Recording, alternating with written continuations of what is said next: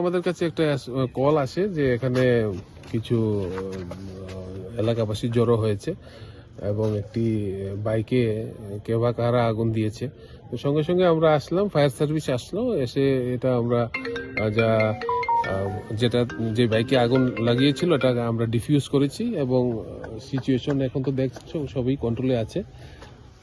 এলাকাবাসীর কিছু অভিযোগ ছিল, তো ওর নাম কি জয়ন্ত নামে একজন যুবক আছে, তার বিরুদ্ধে বোধহয় কিছু অভিযোগ আছে, এলাকাবাসীরা আছে। সমস্ত জিনিস আমরা দেখছি, এখন সিচুয়েশন কন্ট্রোল আছে। যে বাড়িটার মধ্যে অ্যাটাক হয়েছে দেখেছো পুরো ড্রেস্ট্রয় করে দেওয়া হয়েছে, কি কারণে কেন? জয়ন্ত নামে যে লোকটা, তার বিরুদ্ধে কিছু অভিযোগ ছিল। তার এখানেই যারাই অভিযোগ করেছে বা যারা এখানে ওর বাড়িতে গিয়েছিল, আমরা দেখছি কি হয়েছে। এটা আমি এখনো ভিতরে ঢুকিনি। বৌদি বলছে যে এখানে নাকি কিছু এলাকার লোক এখানে মদ পান করে, এই নিয়ে সমস্ত জিনিসটা আমরা দেখছি।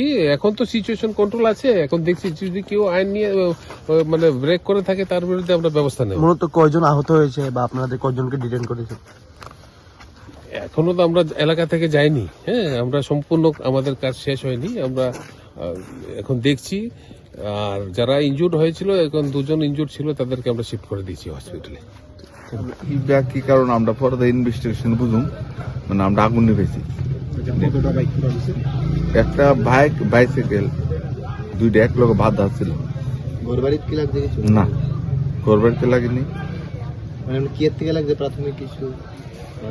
না, এটা ইনভেস্টিগেশন পরে বোঝা যাবে। এখন তো বোঝা গেছে ওনার নাই, বাইকের ওনার নাই।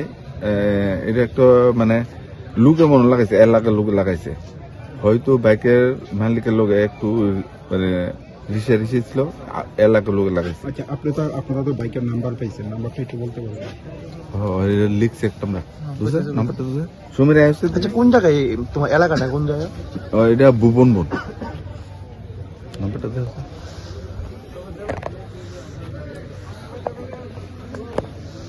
TR01Z 5057।